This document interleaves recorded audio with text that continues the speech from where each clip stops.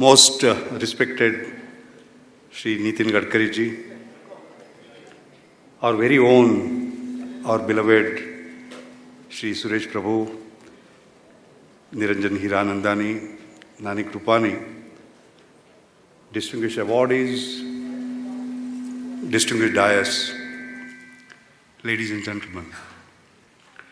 Let me extend a very warm welcome to you all on this 32nd Global Awards ceremony. My mind goes back to 2002 when I began my association with the Academy. I was an award winner at that time, I still remember. Then was a member of the committee for selection and then has had the honor of being the chairman for last 8 years. And I can assure you, my job is very, very simple. We have a great committee, and all that the chairman has to say is yes. It's as simple as that. We use a very simple criterion, by the way.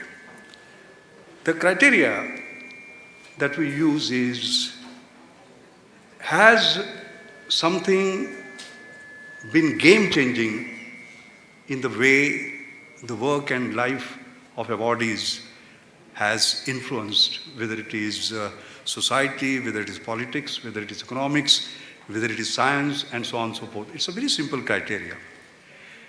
In fact, I was listening to our Prime Minister Narendra Modi when he was addressing Niti Aayog on 29 July, and he said something interesting. He said, the time for incremental change has gone. We require something that is transformative, that is disruptive, that is game-changing. All right? And that is what not only India needs, that's what the whole world needs. And that's what we are looking at. In fact, just day before yesterday, I was in Ahmedabad giving a talk on the same subject, on from incremental to disruptive and game-changing innovation.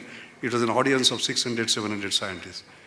And I'm very happy to say, two iconic figures that are sitting here, Nitin Gadkari and Suresh Prabhu. Both of these I mentioned in my speech because you can see quite clearly what they are doing is disruptive, is game-changing. The speed, scale, and sustainability of what they are achieving is absolutely tremendous. So that is what we are looking at. And as Niranjan Bhai has described to you the work of each of the awardees, you will see what difference they have made when their full citations are read. The one thing that Niranjan did not mention was Venki Ramakrishnan. So I'll fill that gap and talk to you about Venki Ramakrishnan. Also, I have a selfish interest because I'm a scientist. So I will speak a little more about the scientist. You know, he's an incredible person.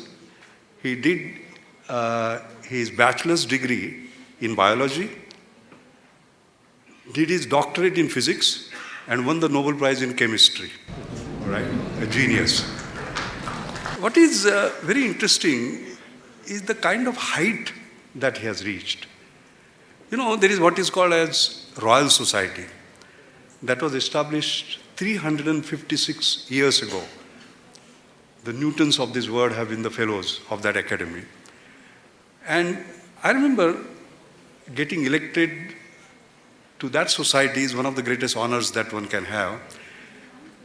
The first engineering scientist to have been elected from India to that society was Professor M.M. Sharma, my guru, by the way. And there have been only 3 engineering scientists who have been elected. I happen to be the third one.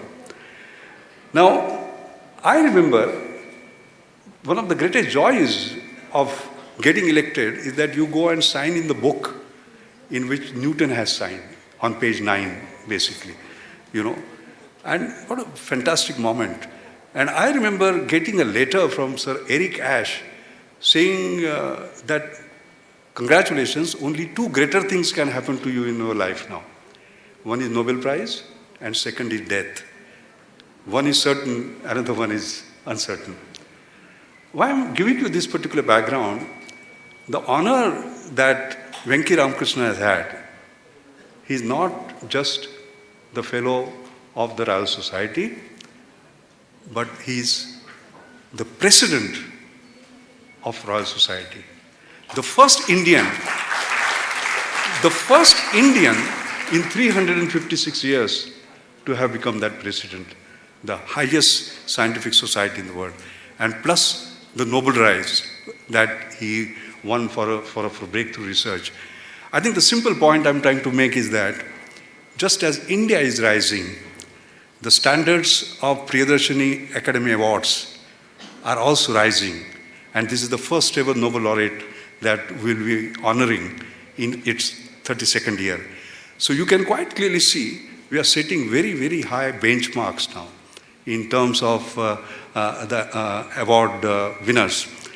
In fact, I would correct myself by saying that today we are honoring ourselves, the Academy, by honoring those icons, those achievers, those men and women who are exemplars, who have shown us the way by making sometimes impossible looking things possible.